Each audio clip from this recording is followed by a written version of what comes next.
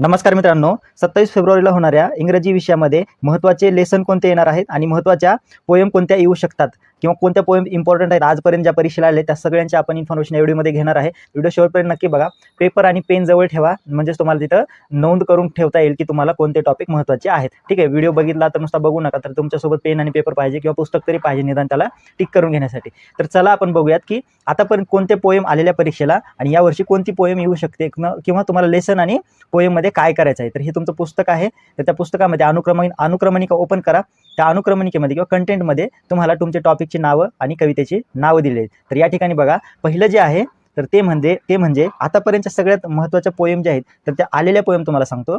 Teenagers prayer poem आलेली आहे, त्यानंतर बास्केट फुल ऑफ मूनलाईट आलेली आहे. मागच्याच वर्षी पोएम आली ती बास्केट फुल ऑफ मूनलाईट. तर व्यवस्थित टिक करा किंवा पेन पेपर असेल तर लिहून घ्या. पहिली कोणती होती? Teenagers prayer. अत्यंत महत्त्वाची पोएम आहे, ती खूपदा आलेली आहे. आणि या सगळ्यांमध्ये सगळ्यात महत्त्वाची जी पोएम आहे, सगळ्यात महत्त्वाची की जी वारंवार परीक्षेला विचारली जाते, डबल आलेल्या पोएम आहे त्या टीनेजर्स प्रेयर एक आहे. त्यानंतर basket full of moonlight, you start dying slowly, the twins, if stopping by woods, snowy evening, the world is mine आणि ओ कॅप्टन माय कॅप्टन. या सगळ्या पोएममध्ये जास्त वेळेस आलेली पोएम जी आहे तर ती पोएम म्हणजे world is mine. He poem दोन्ही वेळेस म्हणजे एकदा ॲप्रिशिएशनला आलेली आहे आणि एकदा क्वेश्चन आन्सरला आलेली आहे. म्हणजे ॲप्रिशिएशनसाठीच तुम्हाला पोएम करून ठेवायचं आहे आणि क्वेश्चन आन्सरसाठी सुद्धा तुम्हाला पोएम व्यवस्थित करून ठेवायचे आहेत. मग आलेली नाही आतापर्यंत पोएम कोणती आली नाही? इफ एक पोएम आली नाही, द ट्विन्स सुद्धा आली नाही परीक्षेला आणि ओ कॅप्टन माय कॅप्टन ही सुद्धा परीक्षेला पोएम आलेली नाही. त्याच्यामुळं ह्या 3 पोएमपैकी एक पोएम येण्याचा ह्यावेळेस काही चान्स आहे. म्हणजेच तुम्हाला हे ज्या पोएम आलेल्या आहेत त्या आलेल्या पोएमसाठी ऑलरेडी तुम्हाला काय करायचं, अभ्यास करायचा आहे. पण ह्या 3 पोएमवरती एकतर क्वेश्चन आन्सरला येईल, नाही तर ॲप्रिशिएशनला येईल. तुम्हाला 2 पोएम येतात, त्यापैकी 5 मार्काचं ॲप्रिशिएशन असतं आणि 5 मार्काचं असतं तुमचं क्वेश्चन आन्सर. त्यामुळं ॲप्रिशिएशनचा आपण एक व्हिडिओ बनवणार आहे, वन शॉट व्हिडिओ. सगळे ॲप्रिशिएशन एकाच व्हिडिओमध्ये येतील, ते बघून घ्या नंतर. पण आता काय करायचं आहे, इफचं आणि इफ पोएम असेल, द ट्विन्स असेल किंवा ओ कॅप्टन माय कॅप्टन याच्यावरती तुम्हाला लक्ष द्यायचं आहे. हे झालं पोएमचं. त्याच्यानंतर आत्तापर्यंतच्या परीक्षेमध्ये काय होतं, तुम्हाला कोणत्या टॉपिकवरती काय पॅसेज आलेले होते, तर तुम्हाला एकूण 20 मार्काचे 2 पॅसेज येतात, म्हणजे 10 मार्काचे 2 पॅसेज असतात. तर त्यात आलेले पॅसेज कोणते आहेत? And encounter of special kind याच्यावरती सुद्धा पॅसेज आलेला आहे. त्यानंतर हिज फर्स्ट फ्लाईट या 2 टॉपिकच्यावरती पहिल्या युनिटमधल्या पॅसेज आलेला आहे. आणि या ठिकाणी गेल्या वर्षी बुक रिव्ह्यूवरती पॅसेज आलेला होता. बुक रिव्ह्यू म्हणजेच स्वामी अँड फ्रेंड्स या धड्यावरती एक पॅसेज आलेला होता 10 मार्काचा. आणि त्याच्यानंतर पुढचा जो आहे त्याच्या अगोदरच्या काही वर्षांमध्ये किंवा 2023-24च्या पेपरमध्ये कशावरती आलता तुम्हाला, तर the beggar, a lesson from a beggars life, हे सुद्धा धडा काय महत्त्वाचा आहे या ठिकाणी तुम्हाला लक्षात घ्यायचं आहे. ओके, हे होतं तुमचं आलेले लेसन. ठीक आहे आतापर्यंत. ओके, हे व्यवस्थित लक्षात ठेवा. त्यानंतर तुमचं आता हे लेसन करत असताना तुम्हाला कुठलाही लेसनवरती प्रश्न खूप सोपे असतात, त्याच लेसनवरती तुम्हाला त्याच पॅसेजवरती तिथंच प्रश्न असतात आणि तिथंच उत्तर असतात. त्याच्यामुळं हे करत असताना तुमचा बाकीचा खूप सारा पार्ट काय होत असतो, कव्हर होतो. मग त्यामध्ये तुम्हाला काय करायचं, काय तर डेली रिडिंग करायचे. तुमचं लेसन काय करायचं, तुम्हाला रिडिंग चालू ठेवायचे कंटिन्युअसली. मग त्याच्यामध्ये तुमची लँग्वेज स्टडीचा पोर्शन कव्हर होतो, त्याच्यात तुमचा ट्रान्सलेशनचा कव्हर पोर्शन होतो, त्याच्यात तुमचा पॅसेजचा क्वेश्चन सुद्धा कव्हर होतो. म्हणजे पॅसेज 20 मार्काचे पॅसेज येतात ते सुद्धा कव्हर होतात. हे झालं पोएमचं बघितलं आपण. त्याच्यानंतर लेसन बघितले आणि त्याच्यानंतर बघू आपण तर रायटिंग स्किल म्हणतो, नॉन टेक्स्च्युअल पॅसेज बघूया. तर नॉन टेक्स्च्युअल पॅसेजमध्ये आतापर्यंत काय काय आलं, तर नॉन टेक्स्च्युअल पॅसेजला तुम्हाला आलेले होते प्रश्न कोणते, तर एक पॅसेज विचारला होता सचिन तेंडुलकर यांच्यावर. त्याच्यानंतर दुसरा होता APJ अब्दुल कलाम यांच्यावरती होता. त्याच्यानंतर गेल्या वर्षी जो आलता ना पॅसेज, तर तो त्याच्या अगोदरच्या वर्षी जो आलता पॅसेज तर तो होता तर कम्युनिकेशनवरती, वर्बल कम्युनिकेशन आणि नॉन वर्बल कम्युनिकेशन याच्यावरती होता. आणि 2025ला जो आलेला पॅसेज नॉन टेक्स्च्युअल तर तो होता तुमचा डान्स फॉर्मवरती तुमचा पॅसेज होता. म्हणजे हे 4 नॉन टेक्स्च्युअल पॅसेजचे घटक आहेत. मग तुम्हाला आता ह्याच्यावरती ठरवायचं आहे, तुम्हाला स्पोर्ट्सवरती कोणावरती एखादा पॅसेज येऊ शकतो, सायंटिस्टच्या रिलेटेड एखादा पॅसेज येऊ शकतो, एक लँग्वेज आहे त्या लँग्वेजच्या रिलेटेड येऊ शकतो, किंवा आपलं जे आर्ट आणि कला म्हणजे तेच म्हणतो आपल्याला आर्ट आणि कल्चर जे आहे आपलं त्याच्यावरती सुद्धा एक पॅसेज, सिम्पल पॅसेज असतो, तो काळजीपूर्वक वाचायचा असतो आणि त्याच्यावरती उत्तर तुम्हाला लिहायचे असतात. हे होतं तुमचं नॉन टेक्स्च्युअल पॅसेज आलेले. मग तुम्ही काय करायचं, खेळाच्या रिलेटेड जे पर्सनॅलिटीज आहेत त्यांच्यात नॉन टेक्स्च्युअल पॅसेज करायचा. एक सायंटिस्ट जे आहेत, एक 4-5 सायंटिस्ट असतील तुमचे, CV रमन असतील, CV रमन असेल, किंवा CV रमनच्या नंतर तुम्हाला अजून एक सायंटिस्ट तुम्हाला लक्षात ठेवायचे, चंद्रशेखर असतील, चंद्रशेखर. त्याच्यानंतर कम्युनिकेशनमध्ये इंग्लिश कम्युनिकेशन घ्या किंवा मराठी नाही हिंदी घ्या, कुठलंही घ्या कम्युनिकेशनच्या लँग्वेजमध्ये. डान्स फॉर्ममध्ये तुम्हाला भारतातले जे डान्स फॉर्म आहेत म्हणजे नृत्य प्रकार आहेत भारतातले त्याच्याबद्दल त्यावेळेस विचारलेलं होतं. म्हणजे कलाक्षेत्रामध्ये तुम्ही वेगवेगळ्या कला ज्या आहेत, बॅडमिंटनमध्ये PV सिंधू असेल, अशा प्रकारचे जे आहेत पॅसेजेस किंवा वेल नोन पर्सनॅलिटी सेलिब्रिटीज असतील त्याच्यावरती नॉन टेक्स्च्युअल पॅसेज येतो. म्हणजे सब्जेक्ट काय नॉन टेक्स्च्युअल पॅसेजचा, तर आर्ट त्याच्यानंतर सायन्स, त्याच्यानंतर क्रीडा म्हणजेच प्ले आहे ना, याच्या रिलेटेड तुम्हाला परीक्षेमध्ये नॉन टेक्स्च्युअल पॅसेज विचारला जातो. हे झालं तुमचं नॉन टेक्स्च्युअल पॅसेज. आता सगळ्यात महत्त्वाचा घटक येतो तो तुमचा ग्रामरचा. मग ग्रामरचं काय करायचं तर वन शॉट व्हिडिओ करतो त्याच्यावरती, फक्त तुम्हाला अभ्यास कोणत्या घटकांवरती करायचा आहे ते सांगतो. ग्रामरमध्ये सगळ्यात महत्त्वाचे जे पॉईंट आहेत, पेन समोर असेल, पेपर समोर असेल, पेन असेल तर लिहून घ्या, सांगतोय ते पॉईंट. पहिला आहे सगळ्यात महत्त्वाचा टॉपिक टेन्स. ह्याच्यावरती 2 प्रश्न असतात, डायरेक्टली 2 प्रश्न असतात आणि इनडायरेक्टली 10 ते 12 मार्क ह्यावर काय होतं कव्हर होतो, म्हणजे अख्खा पेपरच ह्याच्यावरती तुमचा कव्हर होतो. हे जर टॉपिक नीट कळला तुम्हाला टेन्स, तर तुम्हाला बाकीचे सगळे टॉपिक्स काय चांगल्या पद्धतीनं कळत असतात. दुसरं आहे इन्फिनिटिव्ज आहे दुसरा.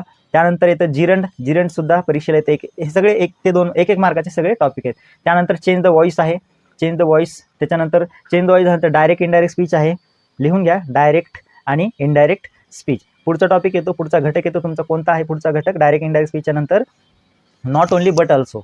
नॉट ओनली बट ऑल्सो, इथं डॅश आहे, बट ऑल्सो हा टॉपिक आहे.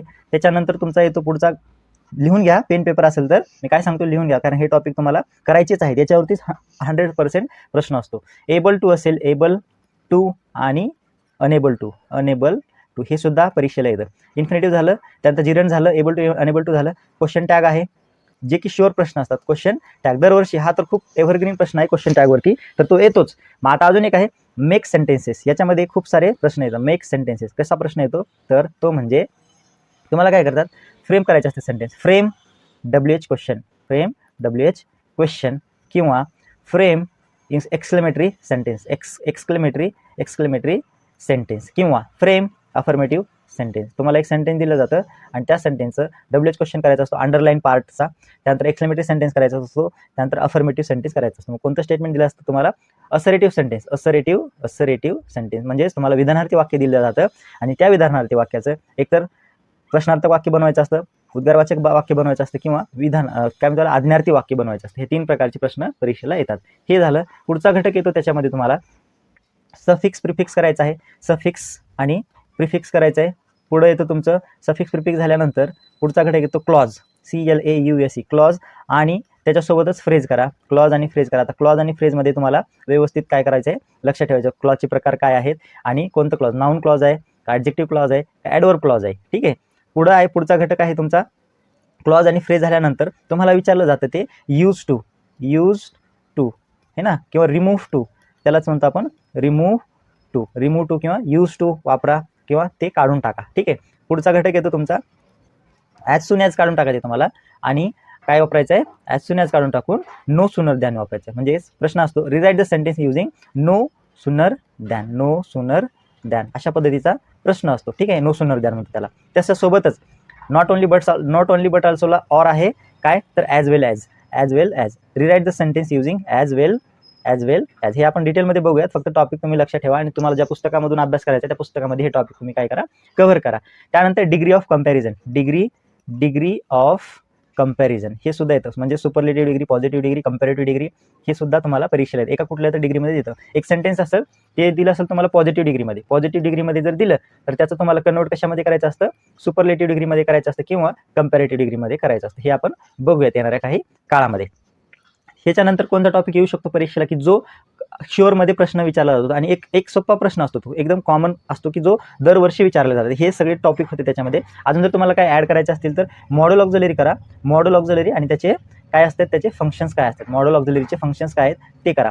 होमोफोन्स होमोग्राफ हे इंग्लिश मिडियमच्या पोरांना येतं. काय येतं, होमोफोन्स आणि होमोग्राफ हे इंग्लिश मिडियमच्या पोरांना येतं. त्याच्यानंतर वर्ड चेन कंप्लीट करायची असते आपल्याला, त्याच्यामध्ये वर्ड चेनमध्ये नाऊनची असते आणि दुसरी वर्बची असते, 2च येतं. ठीक आहे. आणि प्रश्न येतो अजून एक अशा प्रश्न एका टाईपमध्ये येतो कसा तर डिस्क्रायबिंग वर्ड्स लिहायचे असतात पॅसेजमध्ये शोधून, त्यालाच म्हणतो आपण ॲडजेक्टिव्ह सुद्धा परीक्षेला येतात. ॲडजेक्टिव्ह सोबतच काय लिहा ॲडवर्ब, हे दोन्हीही शब्द परीक्षेला तुम्हाला पॅसेजमधून शोधायचे असतात. 2 मार्कासाठी हा प्रश्न येत असतो. ग्रामरचे जेवढे इम्पॉर्टंट वाटतील तेवढे टॉपिक आपण या ठिकाणी दिलेले आहे.